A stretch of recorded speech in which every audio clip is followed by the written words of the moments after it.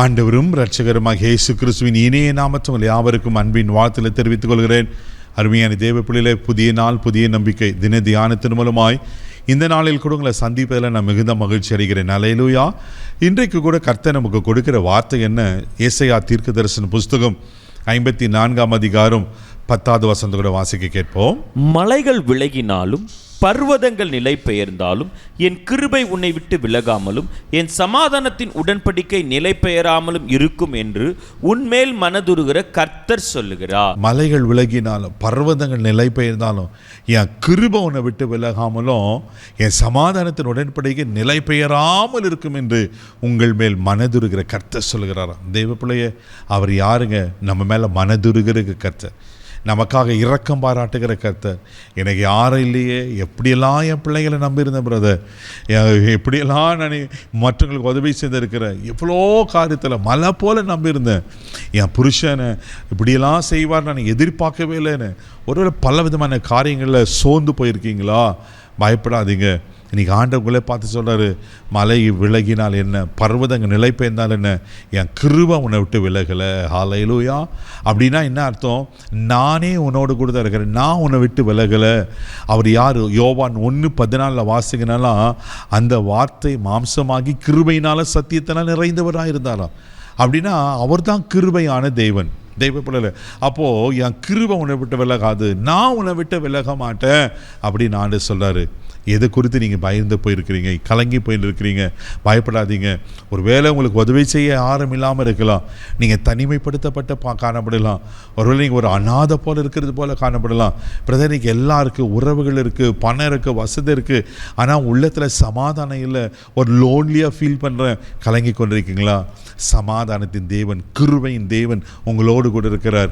அவர் உங்களை விட்டு விலகலை, அவர் உங்களை கைவிட மாட்டார். அவர் உங்கள் மேலே மனதுருக்கத்தோடு இருக்கிறார், உங்களை ஒரு நாளை கைவிட மாட்டார். இன்னொன்று காரியத்தை சொல்ற, ஒரு நாள் சத்துரு கையில் உங்களை ஒப்பு கொடுக்க மாட்டார். தைரியமா இருங்க. நீங்க சொல்லப்பட்டிருக்க என் கிருபை உன்னை விட்டு விலகாமலும் என் சமாதானத்தின் உடன்படிக்கை நிலை பெறாமல் இருக்கும் என்று. தெய்வ பிள்ளைகளே, சமாதானத்தின் உடன்படிக்கை அவர் யார்? கிருபையின் தேவன் மாத்திரமில்லை, அவர் சமாதான பிரபு, அவர் சமாதானத்தின் தேவன். அவர் பிறப்பதற்கு 800 ஆண்டுகளுக்கு முன்பாக ஏசாயா தீர்க்க தரிசனத்தில் சொல்லப்பட்ட வார்த்தை என்ன? அவர் நாமும் சமாதான பிரபு. தெய்வ பிள்ளைல, அவர் தான் நம்மளுக்கு சமாதானத்தை கொடுக்கிறவர். எது இருக்கோ இல்லையோ உள்ளத்தில் சமாதானம் இருந்தால் போதுங்க.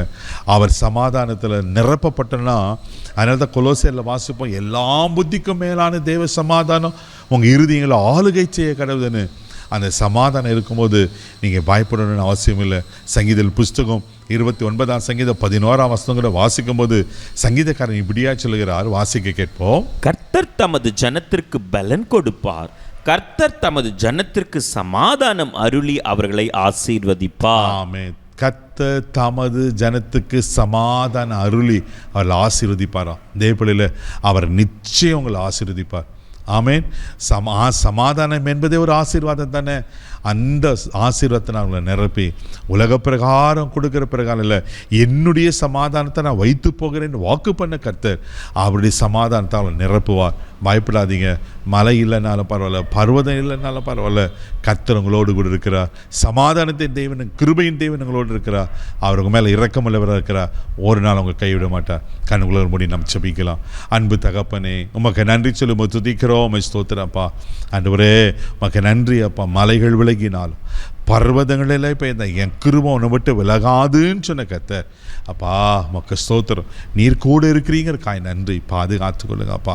அன்ற சமாதானத்தினால, மகிழ்ச்சினால, அன்றே உமக்கு ஸ்தோத்திரம், பலத்தினால நிரப்பும்படியாக ஜெபிக்கிறோம். இந்த நாள் முழுதும் கரம் எடுத்து நடத்தும் தெய்வீக பாதுகாப்பு ஒப்பு கொடுக்கிற எல்லா தீங்கு கவலைக்கு காத்துள்ளும் இயேசுவின் மூலம் ஜெபங்களும் பிதாவே, ஆமென். அவர் உங்களை விட்டு விலக மாட்டார். தைரியமாக போங்க. God bless you.